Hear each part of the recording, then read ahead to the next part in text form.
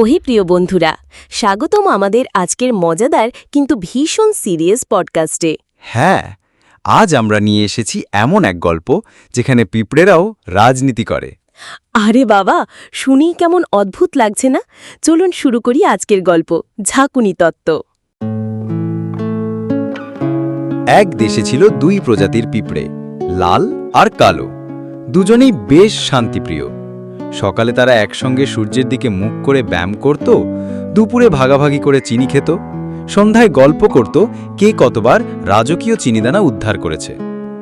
আসলেই এরা বেশ ভদ্রলোক পিঁপড়ে ছিল, কেউ কারোর পায়ের ওপর পা রাখত না। হ্যাঁ, এমনই এক সকালে এক কৌতূহলী মানুষ তাদের 200 জনকে ধরে একটা বড় ব্যায়ামের মধ্যে ঢুকিয়ে রাখল। 100 লাল আর 100 কালো পিঁপড়ে। প্রথমে পিঁপড়েরা ভেবেছিল, আরে বাহ, 5 স্টার ফ্ল্যাট, শীতাতপ নিয়ন্ত্রিত।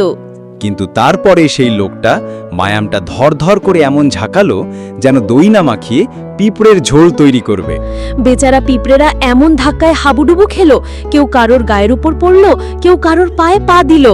এই বিশৃঙ্খলার মধ্যেই শুরু হলো মারামারি। লাল পিঁপড়েরা চিৎকার করছে, লাল শত্রু, লাল শত্রু। কালো পিঁপড়েরা বলছে, ধুর, লালরা সব দোষী। আর এই বুকা বুকা মারামারি দেখে ব্যায়ামের বাইরের লোকটা হা হা করে হাসতে লাগলো। বেচারারা বুঝতেই পারল না তাদের আসল শত্রু কেউ আর কেউ নয়, সেই লোকটাই যে ব্যায়ামটা ঝাঁকিয়ে দিল। বন্ধুরা, এই গল্পটা কি কেবল পিঁপড়ের? না, এটাই মানুষের সমাজের চেহারা। কেউ যদি ইচ্ছে করে ঝাঁকনি দেয়, আমরা পরস্পরকে শত্রু ভাবি।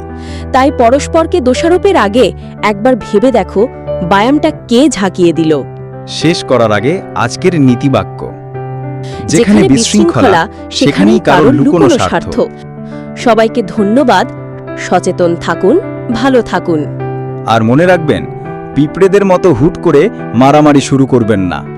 শুভেচ্ছা, আবার দেখা হবে আমাদের পরের পর্বে।